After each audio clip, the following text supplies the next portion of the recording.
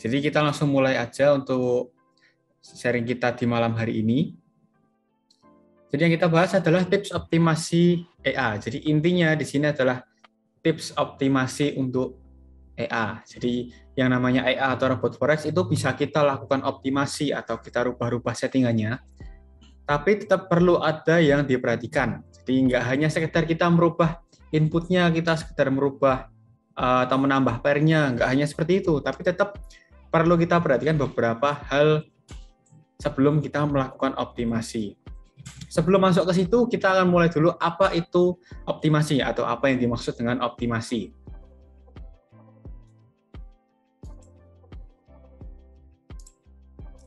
Oke, jadi yang pertama, apa itu optimasi? Optimasi adalah melakukan perubahan pada settingan EA agar bekerja lebih maksimal daripada settingan default pada EA. Jadi yang namanya kita merubah setup-nya, baik itu seperti input EA-nya, kita rubah time frame-nya, kita rubah pair-nya, itu termasuknya optimasi karena kita udah merubah setup-nya dan tidak menggunakan atau sudah kita rubah dari setup default-nya. Contoh nih, yang default-nya kita pakainya itu AUD USD, kita rubah nih, kita pakai pair lain seperti GBP USD atau kita rubah ke Euro USD, itu termasuknya optimasi. Itu kalau contoh dirubah. Kalau ditambah sama saja. Default-nya kita pakai AU, kita tambah GBP USD, ya sama aja kita optimasi nih. Walaupun sama-sama settingan bawaan EA, nggak kita rubah, settingannya tetap sesuai setup default-nya EA, itu tetap termasuknya optimasi ya. Gitu. Dan optimasi itu tidak selalu bertujuan untuk meningkatkan profit yang bisa didapatkan. Atau tidak selalu bertujuan untuk meningkatkan potensi profitnya. Tapi merubah setup default dengan tujuan untuk meminimalisir resiko juga bisa dikatakan optimasi. Contoh meminimalisir resiko itu ketika kita mengecilkan lot-nya. Dari yang sebelumnya 0,05%, kita kecilkan jadi 0,02%, lot-nya akan lebih kecil. Dan di situ termasuk optimasi yang meminimalisir resiko. Walaupun kita mengecilkan lot-nya, untuk mengecilkan resikonya termasuknya optimasi, bukan default lagi. Ingat ya, jadi kalau untuk default itu hanya setup sesuai bawaan EA. Jadi contoh kalau EA setelah kita setup nih, setelah kita install, kita jalankan, runningnya di pair GBP USD, time frame-nya H1, itu nggak kita rubah, yaitu default EA-nya. Kita tambah pair lain, ya optimasi. Kita rubah time frame-nya, optimasi. Kita rubah setup-nya, juga termasuknya optimasi. Seperti itu. Kemudian setelah ini kita bahas apa resiko dari optimasi. Nah, jadi yang namanya optimasi tetap ada resikonya. Yang perlu diperhatikan dalam melakukan optimasi perlu kita ketahui bahwa ada potensi peningkatan resiko yang bisa dialami. Resikonya bisa lebih meningkat. Resiko yang dimaksud contohnya seperti floating di akun bisa lebih besar dibandingkan saat ini. Atau kalau misalkan kita nggak pakai fitur batasan risiko nih, nggak pakai fitur pengaman, ya resiko lebih besar yang dimaksud adalah bisa terjadi MC atau stop out, seperti itu. Nah, contoh lagi, ini ketika kita melakukan peningkatan lot nih, lotnya kita naikkan, profit yang didapatkan memang lebih meningkat, lebih besar, tapi floating di akun kita juga akan lebih besar. Contoh lain, misal kita menambah pair di akun kita. Jadi defaultnya itu running satu pair, pakainya contohnya misalkan Euro JPY, kita tambah AUD CHF. Transaksi yang terjadi dan terbuka bisa lebih banyak, tapi resikonya juga floatingnya bisa lebih besar. Nah, itulah resiko dari kita melakukan optimasi. Contoh lagi, kalau kita melakukan perubahan lot dari yang sebelumnya lotnya 0,1, kita kecilkan nih. Ini persentase ya, jadi 0,1 lot, 0,1%, kita kecilkan jadi 0,05%. Ya, floatingnya akan lebih kecil. Seperti itu. Ini contoh yang meminimalisir resiko. Kalau yang disebutkan di awal tadi itu adalah contoh optimasi yang meningkatkan resiko. Seperti itu. Kemudian lanjut lagi berikutnya. Apa saja yang bisa dioptimasi nih? Optimasi apa saja yang bisa kita lakukan pada EA? Ada banyak hal yang bisa kita lakukan dalam melakukan optimasi. Atau dalam ketika kita ingin optimasi, yang bisa kita rubah itu banyak. Contohnya, kita bisa meningkatkan load-nya, mengecilkan load-nya, jadi merubah load itu optimasi. Kemudian kita merubah cara averaging, kita mengubah tipe averaging-nya, mengubah pengkali lot-nya, kita merubah batasan risiko seperti maksimal open order, kemudian input auto cut loss-nya kita rubah time frame, kemudian penambahan pair, itu termasuknya optimasi. Bahkan perubahan setup yang ada pada EA nih, kita rubah. Jadi setup pertama misalkan default, kita rubah ke setup, ada contohnya setup gold nih kalau di ENS Pro, kita rubah ke setup gold, atau ada juga nih contoh setup Euro USD di ENS Pro, ya kita rubah ke setup itu, atau ke profile itu, termasuknya optimasi juga, bukan default lagi. Seperti itu. Jadi contoh-contoh optimasi itu bisa dari kita melakukan perubahan pada time frame-nya, time frame dari H1 kita rubah ke H4, ya termasuknya optimasi. Walaupun hanya kita merubah time frame-nya, tapi yang bisa terjadi dari banyaknya average yang terbuka dalam satu hari ini, itu bisa lebih banyak. Contoh yang H1, bawaannya kita rubah ke M5 atau M30, atau M15, lebih kecil, candle yang terbentuk dalam satu hari itu lebih banyak. Sedangkan kita ada batasan resiko atau batasan fitur pengaman untuk membatasi maksimal open averaging dalam satu candle-nya. Itu di ENS Pro ada, kemudian di Meta Pro juga ada. Nah itu kalau kita rubah ke time frame yang lebih kecil, dalam satu hari averaging yang terbuka bisa lebih banyak. Contohnya seperti itu kalau kita melakukan perubahan time frame-nya. Lalu misalkan nih kita merubah trigger-nya, trigger itu juga bisa dirubah. Jadi trigger untuk ENS Pro ya, tapi itu trigger-nya bisa dirubah sebagai penentu open posisi awalnya. Kalau bawaannya kan berdasarkan support and resistance dari pivot point. Itu mau kita rubah, misalkan jadi buyer seller juga bisa. Transaksi yang terbuka bisa lebih banyak, karena trigger buyer seller langsung open posisi. Dia open posisinya bisa lebih banyak, lebih sering averaging. Tapi ya, tetap dari segi floating, segi maksimal open order-nya atau open order-nya terbuka, itu lebih banyak. Seperti itu.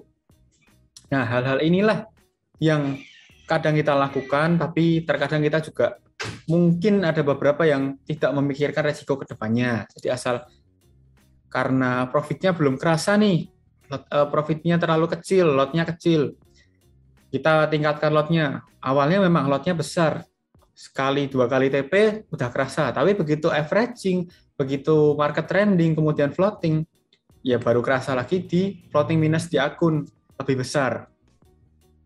Seperti itu. Contoh lagi, kalau perubahan setup, nah ini perubahan setup, misalkan kita nggak riset dulu ya, jadi kita langsung rubah, kita tambah pair lain pakai setup bawaan EA. Karena setup bawaan EA ini, contoh kalau yang Lazy Pro itu runningnya di AUD USD, kita coba di pair lain, belum tentu cocok, karena karakteristik tiap pair itu berbeda-beda, mulai dari range hariannya, pergerakan harganya, kemudian spread-nya, terus juga ada nilai satu lotnya itu juga bisa berbeda. Di situ kita harus melakukan riset dulu nih sebelum kita optimasi. Kita riset, kita backtest. Nanti kalau kita udah nemu setupnya, baru kita bisa melakukan optimasi. Seperti itu. Nah, mungkin dari 3 poin yang sudah saya jelaskan ini, ada yang mau ditanyakan dulu sebelum kita lanjut lagi.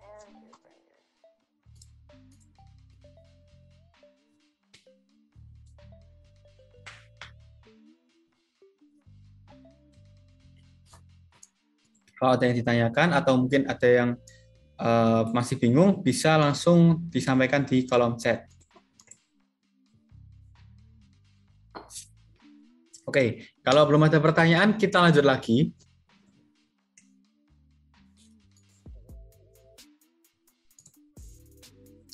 Nah, di sini kita masuk ke tips optimasinya. Jadi sebelum melakukan optimasi, baiknya kita memperhatikan beberapa hal berikut ini. Yang pertama, kita pahami resiko yang dapat terjadi. Contohnya, ketika kita ingin melakukan perubahan lot, kita harus paham dulu resikonya apa yang dapat terjadi ketika kita melakukan perubahan lot ini. Misalkan yang sebelumnya lotnya 0,1, ini lotnya ya, bukan persentasenya. Lalu kita naikkan 2 kali lipat, jadi 0,2. Yang bisa terjadi resikonya seperti apa? Apakah mungkin dari ketika kita tingkatkan lotnya, oh ini mungkin nanti floatingnya bisa lebih besar. Walaupun profit yang didapatkan bisa lebih besar, tapi resikonya juga akan lebih besar. Lalu kalau misalkan kita kecilkan lotnya, 0,2 kita turunkan ke 0,1. Apa yang bisa terjadi? Yang bisa terjadi adalah lot open awalnya lebih kecil, kemudian ketika averaging profitnya juga nggak sebesar kalau kita pakai lot 0,2. Tuh. Contoh lagi, kalau kita mau menambah pair nih, di akun kita running dengan modal katakan $200. Lalu kita merasa profitnya belum terlalu maksimal nih, masih kecil profitnya. Kita mau optimasi. Ya pertimbangan dulu, kalau kita nambah pair, mau optimasinya nambah pair, itu nanti yang bisa terjadi apa ke depannya? Contoh dari floatingnya semakin membesar, transaksi yang semakin banyak, atau mungkin kita optimasi tambah lot, tambah pair, bisa jadi lotnya kalau kita pakai terlalu besar, ya bisa jadi overload, atau mungkin pairnya terlalu banyak, ya overtrade, seperti itu. Jadi setidaknya kita pahami resiko yang dapat terjadi. Kemudian berikutnya ada menyiapkan cadangan dana, siap injek ketika dibutuhkan. Dana cadangan ini sebenarnya juga cukup penting dalam kita melakukan optimasi. Ibarat kata kita mau optimasi tapi kita nggak punya dana cadangan, kita pakai modal $200, kita optimasi. Ketika saatnya dibutuhkan untuk injek, floatingnya mulai mencapai 35%, naik ke 40%, market semakin trending, floatingnya lebih membesar, kita nggak siap injek, ya kita akan bisa kehilangan 50% dari modal kita saat ini ketika fitur batasan resikonya aktif. Atau kalau kita nggak pakai fitur batasan resiko, kita bisa kehilangan seluruh modal kita. Ketika marketnya semakin trending, melakukan open posisi terus, kita nggak punya cadangan dana lagi. Itu. Dana cadangan ini bisa dikatakan cukup penting karena ketika kita optimasi, floatingnya mulai membesar nih, kita udah ada planning untuk injek, untuk kita punya dana cadangan, dana lebih, kita masukkan ke akun kita yang sedang floating. Persentase floatingnya akan lebih kecil. Jadi untuk transaksinya masih punya nafas lagi lebih panjang. Bisa jadi setelah kita injek, ada koreksi di market, harga menyentuh ke batasan take profit, kemudian transaksi kita clear. Dana cadangan tadi atau dana yang kita pakai untuk injek, bisa kita tarik lagi nih. Kita tarik, kita simpan di akun lain. Setelah itu kita pakai lagi ketika sewaktu-waktu akun kita mengalami floating. Itu. Dan dana cadangan, kalau biasanya nih yang direkomendasikan oleh tim NS itu minimal 100% dari modal. Kita punya modal 200, setidaknya menyiapkan dana cadangan itu $200 juga. Atau kalau lebih kita punya modal cukup besar nih, tapi yang kita pakai untuk trading atau kita transaksikan modal yang nggak terlalu besar, kita masih punya sisa dana cadangan yang cukup besar, itu cukup bagus. Kita punya modal 1.000, yang kita pakai untuk trading hanya 200, artinya kita masih punya kesempatan 4 kali injek dana. Jadi masih punya kesempatan 400%, 200, 200, 200, dan 200 lagi. Di situ ketika kita optimasi, otomatis ketahanan modal kita bisa lebih kuat, lebih panjang. Ketika transaksi floating 40% kita injek, masih trending lagi, marketnya kita injek lagi, ternyata setelah kita injek 2 kali atau 200%, di situ ada koreksi. Transaksinya TP, ada profit kita withdraw, dana cadangan tadi juga kita withdraw. Jadi kalau ada profit kita amankan dulu nih, kita pakai modal awal, kita transaksikan lagi. Dan dana cadangan kita masih utuh. Seperti itu. Nah ini poin yang kedua adalah menyiapkan dana cadangan. Kalau misalkan nggak siap dengan dana cadangan pun, sebaiknya, ini kalau rekomendasinya ya, itu bisa pakai default set dulu. Atau mungkin kalau mau optimasi, pertimbangkan dulu optimasi yang mau dilakukan, dan sebisa mungkin minimalisir resikonya. Contoh, kita mau menambah pair. Terus lotnya kita kecilkan nih biar open posisi pertamanya nggak terlalu besar. Ketika averaging pun lot yang terbuka nggak semakin besar. Atau mungkin perkecil juga pengkali lotnya. Seperti itu bisa.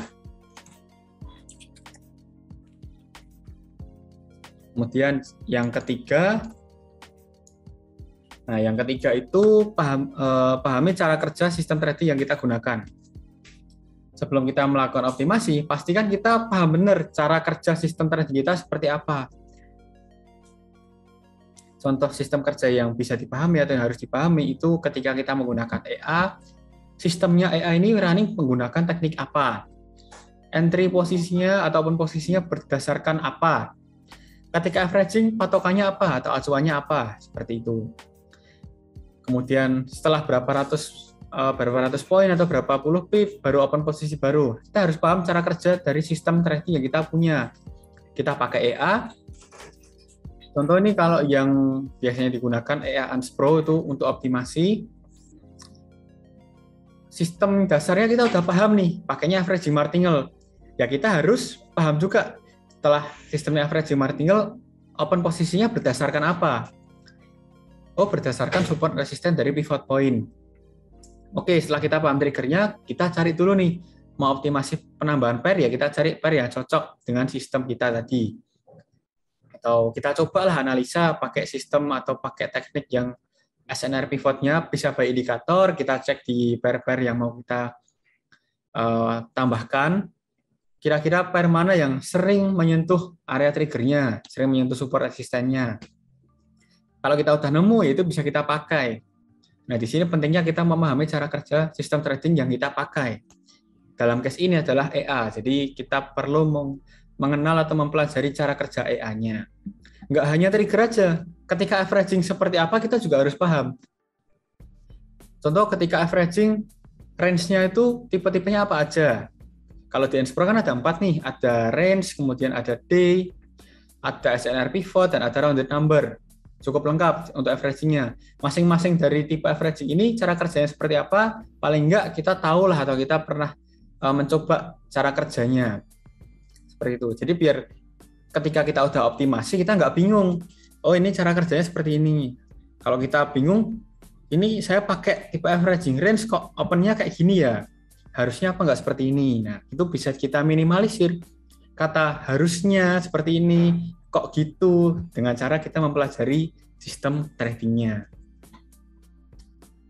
Kemudian, pahami juga input-input yang ada pada EA-nya, seperti ada fitur auto cut loss 50% nih. Mungkin ada beberapa yang, ini juga ada pengalaman yang sharing ke saya juga ya, jadi ada beberapa yang tidak paham atau bahkan kurang mengetahui secara detail kalau ada fitur pengaman pada EA. Jadi ada yang melakukan optimasi, terlalu banyak pair yang digunakan, lotnya terlalu besar, akhirnya terjadi auto cut loss 50%. Dan setelah konsultasi atau setelah kita diskusi, ternyata pemilik akun baru mengetahui kalau ada fitur pengamannya, seperti itu. Nah, ada baiknya sebelum optimasi tetap kita pahami dulu nih inputnya, cara kerjanya, sistemnya seperti apa, gitu. Kalau kita belum begitu paham, atau mungkin ada yang bingung, kita baca panduan masih kurang tahu, bisa tanya langsung nih ke tim EA misalkan, atau ke grup. Kita bisa tanya ke grup, fungsi fitur ini apa, seperti yang sering kita bahas juga di grup, itu beberapa ada yang tanya, fungsinya tipe averaging seperti tipe averaging range, day, kemudian SNR pivot, rounded number, itu bedanya apa, cara kerjanya seperti apa, itu belum lama ada yang tanya di grup dan kita jelaskan secara detail juga. Gitu. Jadi kalau misalkan belum paham, bisa langsung tanya ke tim EA-nya. Atau kalau untuk trading manual masih kurang paham sistemnya, ya bisa ke mentornya atau ke mungkin grup diskusinya. Seperti itu. Poin keempat, bisa melakukan analisa teknikal. Setidaknya kalau kita mau optimasi, kita paling nggak mengetahui analisa teknikal lah, bisa melakukan analisa. Jadi agar plan ke depannya, plan-plan cadangan itu kita udah tahu plan apa saja yang bisa kita ambil ketika kita melakukan optimasi. Contoh analisa teknikal di sini berfungsi ketika kondisi akun kita mengalami floating nih. Kayak hari ini tuh GBP USD dia marketnya downtrend dan bahkan hampir tidak ada koreksi. Di situ kalau kita bisa analisa, kita bisa tarik trendline mungkin, tarik Fibonacci, cari area supportnya. Nah, sementara kondisi akun EA kita floating, kita bisa stop dulu ordernya. Kita analisa, kita tentukan di mana kira-kira area yang pas untuk open posisi lagi. Kita udah nemu areanya, misal di support yang kuat atau mungkin berdasarkan Fibonacci ya kita cari area pantulannya biasanya di level berapa. Kita udah temukan itu, saat harga menyentuh ke level tersebut kita bisa open average-nya lagi. Dengan harapan ketika udah terbuka jarak TP akan lebih dekat, harga ada koreksi, transaksinya bisa clear posisi. Seperti itu. Bahkan kita bisa mempersiapkan plan-plan lain nih. Oh, kalau floatingnya sampai sekian persen, saya mau injek dana. Atau mungkin sampai sekian persen, ketika dianalisa, ya bisa tunggu dulu lah, kita stop averaging-nya. Atau mungkin mau open posisi, kalau pakai N-Pro yang manual, kan ada yang semi manual tuh, kita open secara mandiri. Kita open sendiri dengan buy atau sell melalui MT4, ya kita analisa dulu. Kita analisa, kemudian kira-kira momen yang tepat untuk entry itu kapan, ketika udah momennya tepat, kita bisa entry. Inilah pentingnya melakukan analisa teknikal. Kalau teman-teman bingung dengan analisa teknikal, akunnya sedang floating, mungkin analisa teknikal bisa cuman masih kurang yakin atau masih butuh referensi juga, bisa langsung sharing ke tim NS atau request di grup juga bisa. Seperti halnya request Outlook, request analisa, nanti akan dibantu oleh tim NS juga. Bahkan untuk kalau sudah ada Outlook-nya, kita bisa mendapatkan gambaran kira-kira mau hal apa yang akan dilakukan selanjutnya, seperti open posisi, kita atur batasannya, seperti itu. 4 poin ini itu poin yang cukup penting, dan mungkin saya tambahin sedikit beberapa hal lagi yang perlu kita perhatikan, karena ini sistemnya kita pakai averaging martingale, maka biasanya selalu kita perhatikan ada yang kita sebut itu 4 pilar averaging. Jadi sistem averaging martingale itu ada 4 pilar yang harus selalu kita perhatikan. Yang pertama, ini saya sambil tulis di sini ya. Yang pertama itu yang perlu kita perhatikan adalah start lot-nya. Start lot awal kita perhatikan, karena kalau start lot yang terlalu besar, selanjutnya order averaging terbuka, lotnya akan lebih besar juga. Lotnya akan besar, lot gajah, mungkin lot jumbo. Terus kalau start lotnya terlalu kecil, open berikutnya juga lotnya nggak terlalu besar, lotnya kecil. Tapi lama-lama akan membesar juga. Seperti itu. Start lot kita udah terlalu besar duluan, ini bahaya. Ketika satu transaksi, dua transaksi terbuka, oh masih oke lah, profitnya lumayan besar. Begitu udah averaging, 5 transaksi ke atas, 5 layer ke atas, itu bahaya. Floatingnya biasanya juga lebih besar. Gitu. Yang kedua, itu ada jarak averaging. Ini saya sebutkan. 4 pilar averaging, yang pertama start lot, yang kedua jarak averaging. Range averaging kalau terlalu besar, itu jarak TP-nya akan lebih jauh. Bisa jadi lebih jauh. Kemudian kalau range averaging terlalu kecil, order yang terbuka semakin banyak, lebih banyak. Walaupun jarak TP-nya lebih dekat, floating kita bisa lebih besar duluan nih. Gitu, karena sistem averaging martingale, lot yang terbuka setelahnya atau selanjutnya itu akan lebih besar. Dari lot terakhir dikalikan pengkali lotnya yang kita pakai. Tuh, kalau start lot awal udah besar, range averaging kecil, pengkali lot kita pakai besar, ya tinggal menunggu waktunya floating terbesar itu. Atau mungkin bisa dikatakan tinggal menunggu waktunya akun kita cut loss kalau kita nggak siap injek, kita nggak siap dengan resikonya. Seperti itu. Kemudian yang ketiga, atau poin yang pilar yang ketiga, itu ada pengkali lot. Pengkali lot ini cukup penting. Efeknya seperti ini, kalau pengkali lot kita pakai besar, jarak TP-nya bisa lebih dekat juga, karena lot yang terbuka selanjutnya lebih besar. Dari lot yang besar itu, hanya dibutuhkan pergerakan harga sedikit untuk menutup kerugian di order sebelumnya. Sedangkan pengkali lot kita kecil, order atau average yang terbuka setelahnya juga lotnya nggak terlalu besar, lotnya kecil, jarak TP-nya tentunya akan lebih jauh. Perbandingannya perbandingannya seperti kita pakai pengkali lot 1.8 dan 1.1. Ini saya ambil contoh perbandingannya dari setup default-nya Unspro V2 dan V3 ya. V2 itu pengkali lotnya pakai 1,1, sedangkan V3 itu 1,8. Memang di V2 transaksi yang terbuka lebih sering, lebih banyak, kemudian sering averaging juga, tapi floating-nya nggak terlalu besar nih. Karena apa? Dari pertama start lotnya kecil, kedua jarak averaging-nya itu nggak terlalu lebar juga. Jadi kalau dulu itu pakainya juga 30 pip ya, 300 poin. Kemudian pengkali lotnya pakai 1,1. Nah, di sini pengkali lotnya lebih kecil atau kecil juga, maka floating-nya pun kecil walaupun untuk mencapai jarak TP-BEP itu lebih jauh.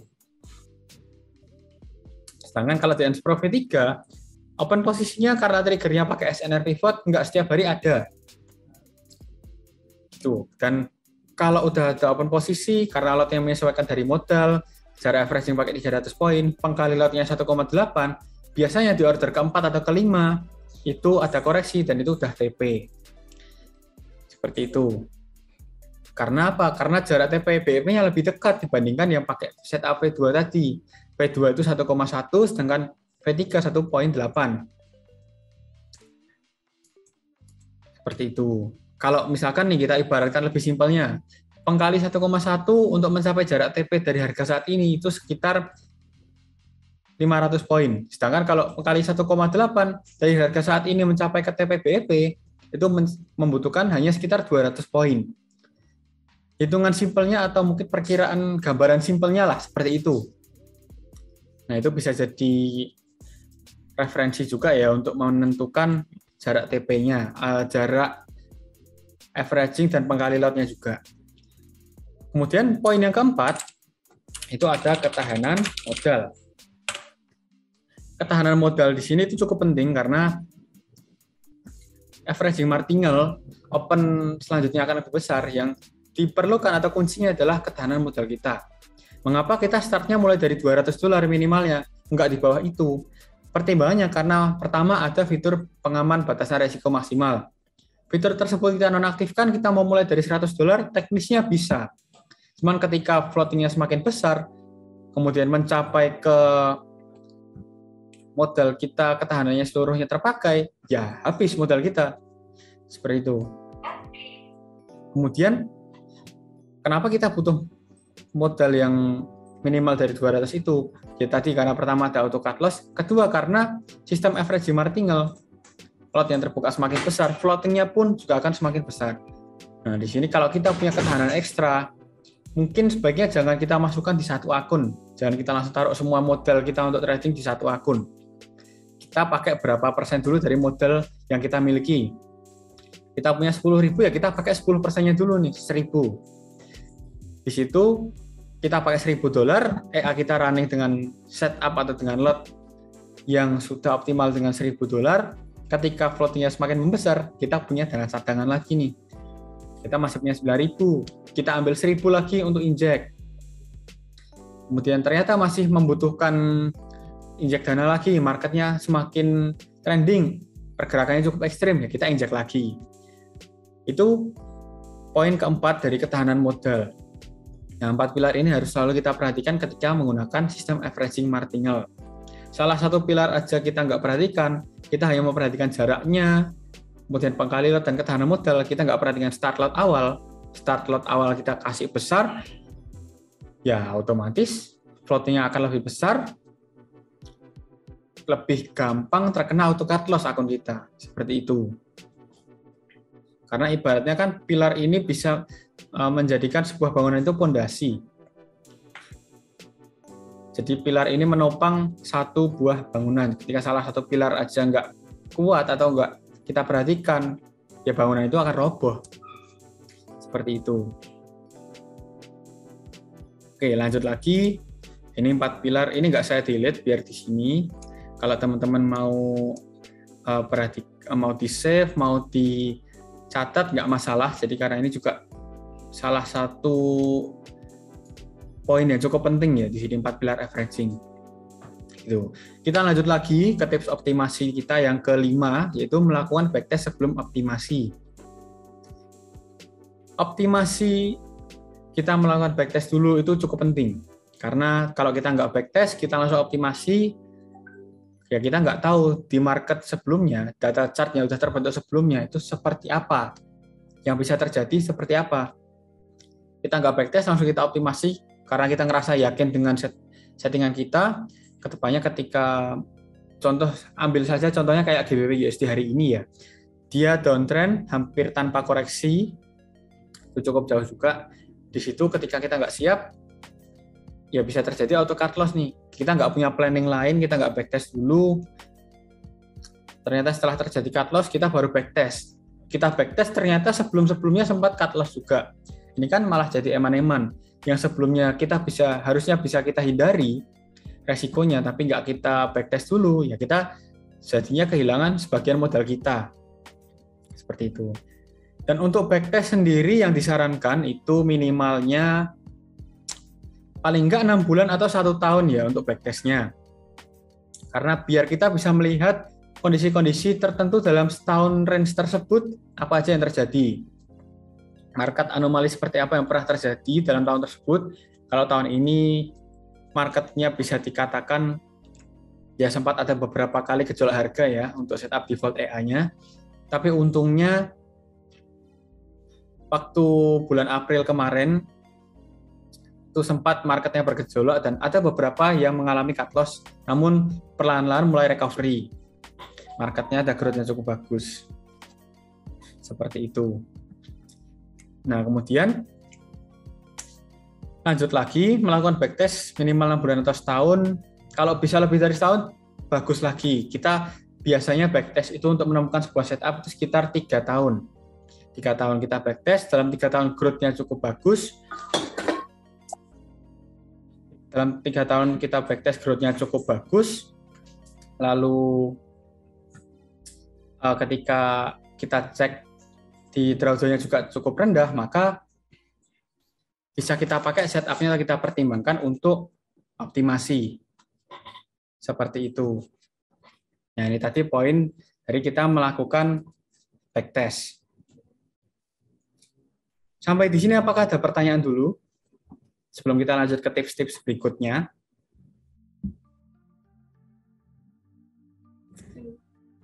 Oke, kalau nggak ada pertanyaan lagi, kita lanjut ke tips berikutnya.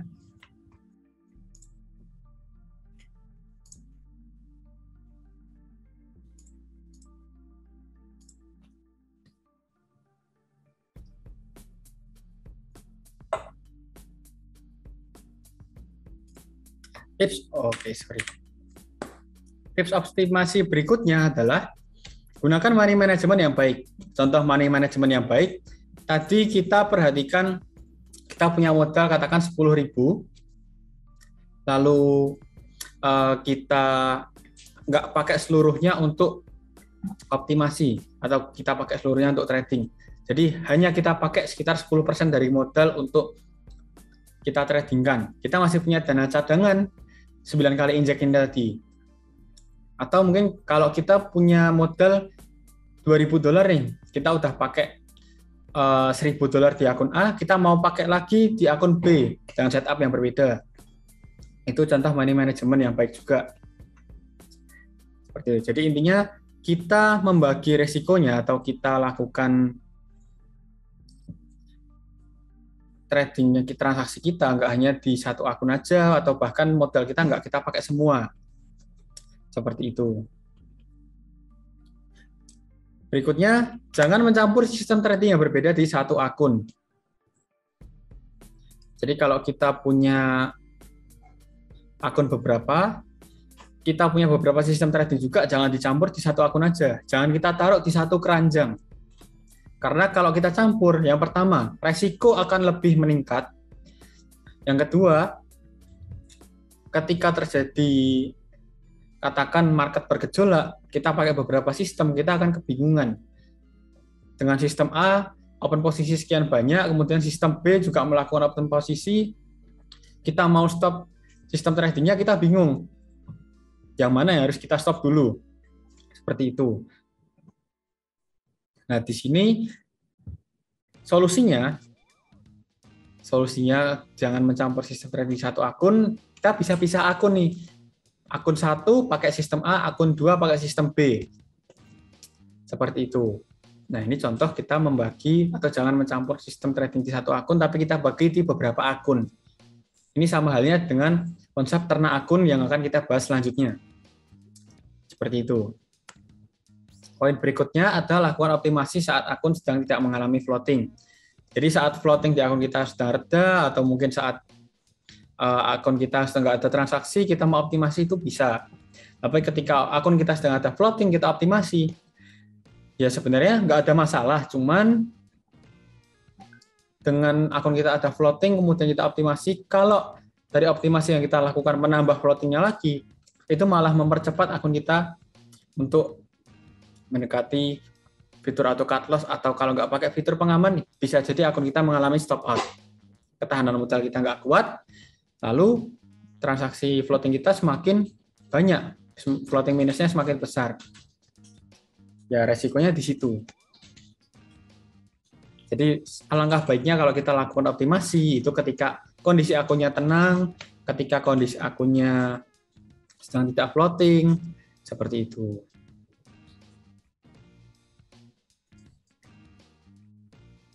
Kemudian poin berikutnya, terapkan konsep ternak akun. Nah, ini konsep yang cukup menarik yang dikembangkan juga oleh Bos Narko dan tim NS. Karena awalnya konsep ini tercipta dari sebuah permasalahan bagaimana caranya agar trading kita lebih maksimal, growth-nya lebih maksimal lagi, tapi resikonya lebih terminimalisir. Muncullah sebuah ide untuk ternak akun ini.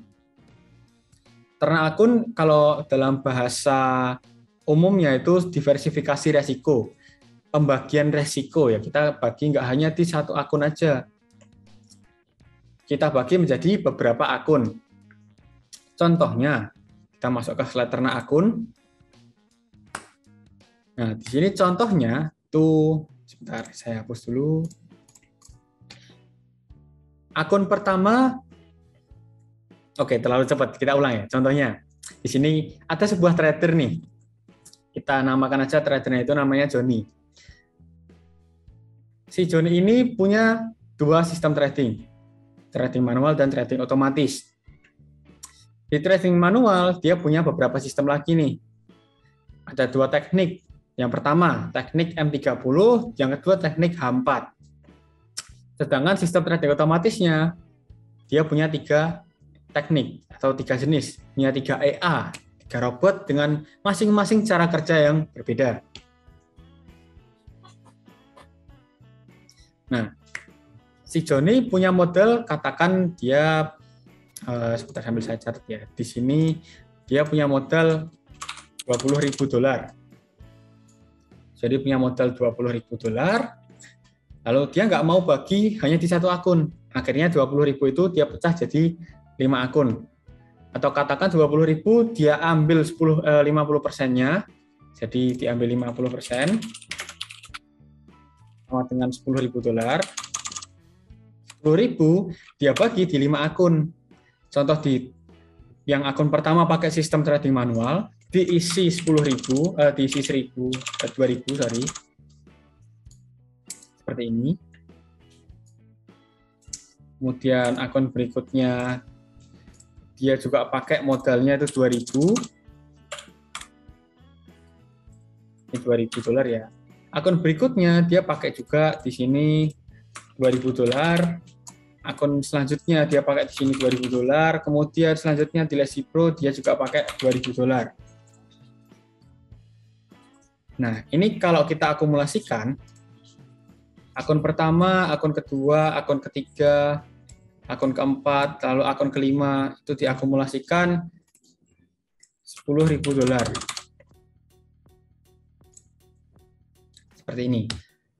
Sedangkan si Joni masih punya dana cadangan lagi sebesar $10.000. Katakan di salah satu akun mengalami floating, di akun Earns Pro-nya sedang mengalami floating hampir 50%, si Joni masih punya dana cadangan untuk injek. 2.000, kemudian dari 20.000 tadi, dari ini diambil sebesar, katakan 20.000 kan tadi udah dikurangi 50% 10.000 nih. Oke, jadi sebentar, seperti ini aja. Dari 10.000 tadi, masih 50% 10.000 kan diambil 10%-nya. Jadi diambil 1.000, kita injek di sini.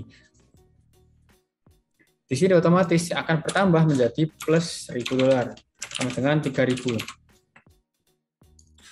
Dana untuk yang Unspro sendiri itu jadi $3.000. Floatingnya yang sebelumnya di 40% berkurang nih. Jadi mungkin di kisaran 25% atau 30%. Setelah diinjek ternyata clear posisi, dana tersebut ditarik lagi oleh Joni.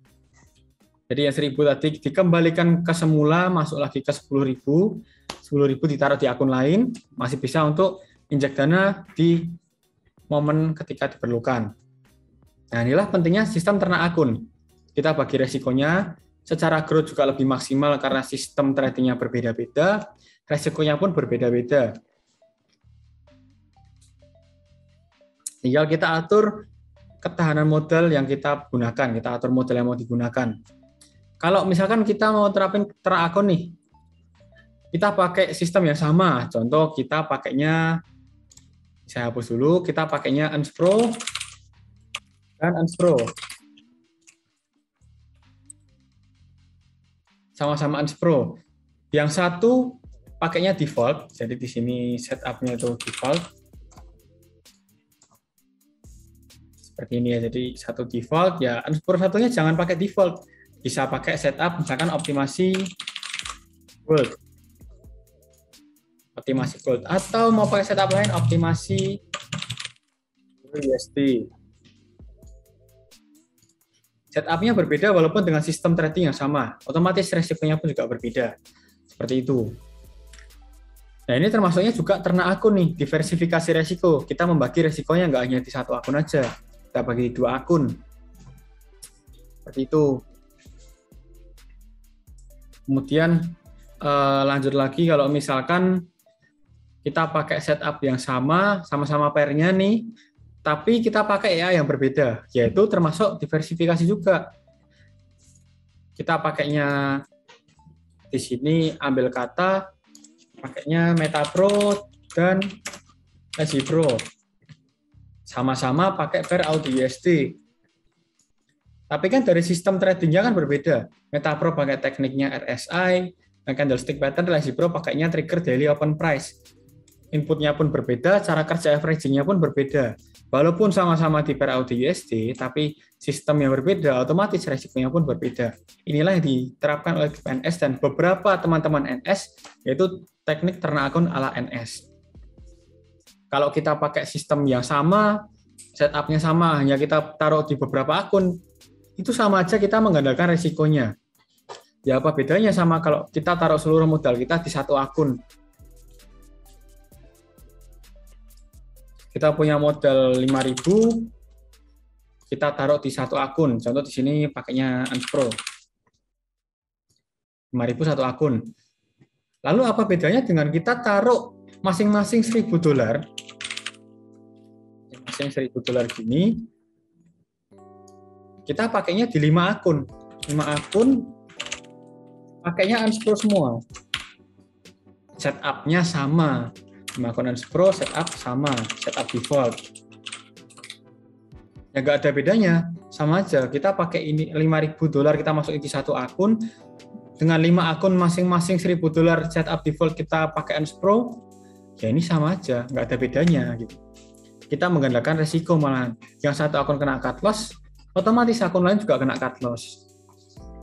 Simpelnya seperti itu dan gambarnya seperti itu. Nah inilah makanya kenapa kita selalu jelaskan konsep ternak akun, selalu kita sarankan ternak akun bagi yang ingin memasukkan modal cukup besar, biar resikonya nggak jadi satu. Modalnya besar, resikonya beda-beda, otomatis growth-nya lebih maksimal, secara psikologi kita bisa lebih tenang, secara growth juga lebih tertata juga, lebih konsisten, lebih optimal. Ya, seperti itulah konsep ternak akun yang dikembangkan oleh tim NS. Itu. Oke, sampai di sini apakah ada pertanyaan?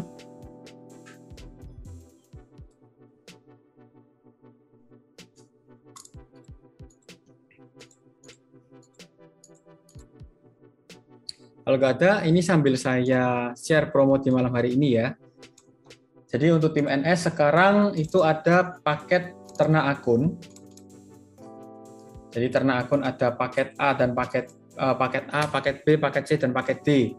Untuk detailnya sebentar saya share dulu.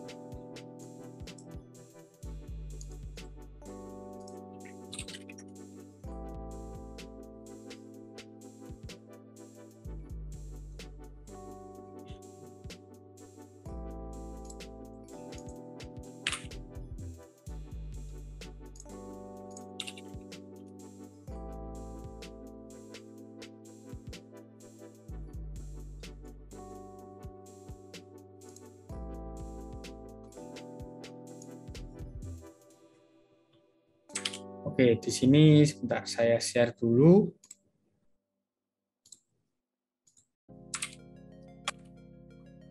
Yang pertama ini paket promo ternak akun ya, itu ada ternak akun paket A. Ini detailnya. Ternak akun paket A itu dapatnya 3 EA reguler, jadi ENS Pro, Resi Pro, dan Meta Pro. Kalau mau milih EA yang lain, mau pakai EA misalkan ENS Pro semua, Resi Pro semua, atau Meta Pro semua juga bisa. Dan nanti dapat juga VPS Eropa server VPS server Eropa RAM 1 GB, masa aktif 12 bulan.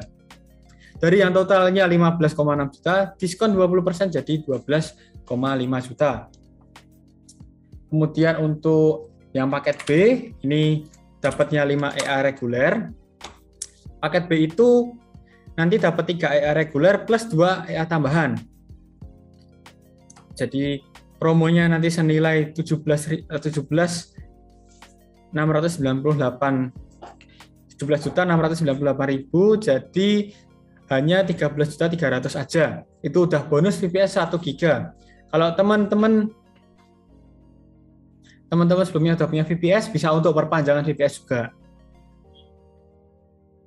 Kalau EA aktif berarti VPS juga ikut aktif.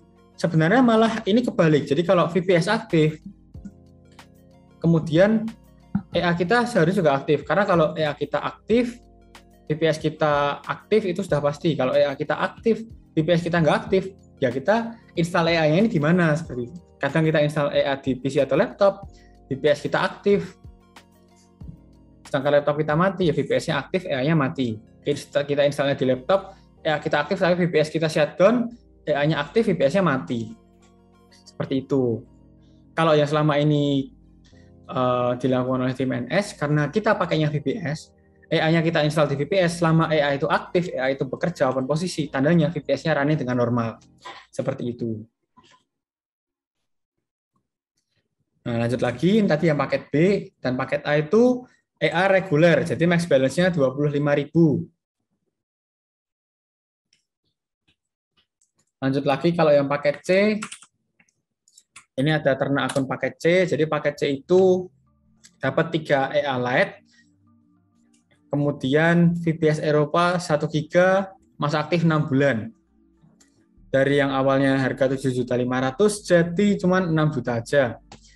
Ini kalau teman-teman mau nyoba EA-nya dulu, bisa pakai EA Lite, nanti upgrade ke reguler nggak masalah. Nanti tinggal nambah selisihnya aja. Konfirmasi langsung ke admin, akan diproses langsung. Kemudian berikutnya ada paket D. Nah, paket D ini yang 5 akun. Sebenarnya paket A itu sama dengan paket C, bedanya EA-nya reguler dan Lite.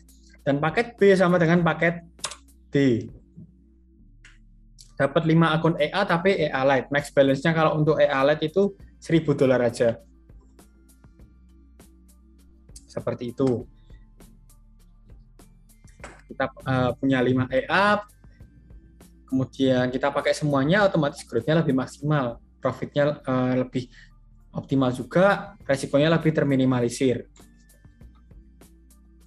Nah, dari yang sebelumnya untuk 5 EA itu dari harga 9.598.000 jadi hanya 7.200.000 saja setelah diskon. Itu masih bonus VPS Eropa 6 bulan. Itu udah lumayan banget kalau mau ternak akun biar lebih aman lagi resikonya, dan bahkan biar growth-nya lebih optimal lagi. Seperti itu. Itu untuk promo kita malam hari ini. Kalau teman-teman udah punya EA, mau order EA tambahan, bisa nanti pakai promo ternak akun. Jadi, atau mungkin mau EA tambahan aja, bisa order EA tambahan aja. Harganya kalau untuk EA tambahan, saya note juga di chat, kolom chatnya.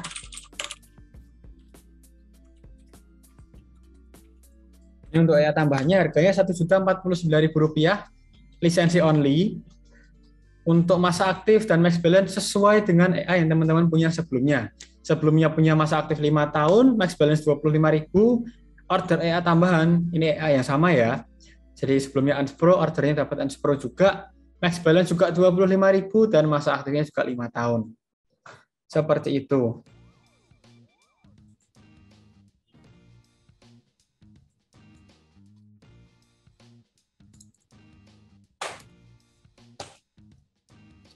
Oke, sampai di sini apakah ada pertanyaan?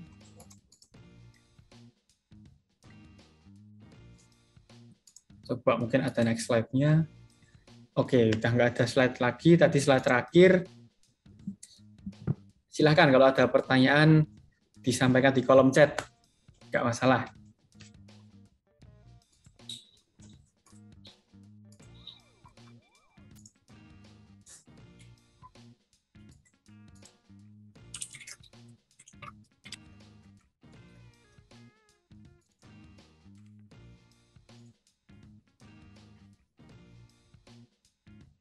Oke, kalau nggak ada pertanyaan, mungkin untuk sharing kita di malam hari ini sampai sekian dulu. Kalau ada salah kata saya mohon maaf.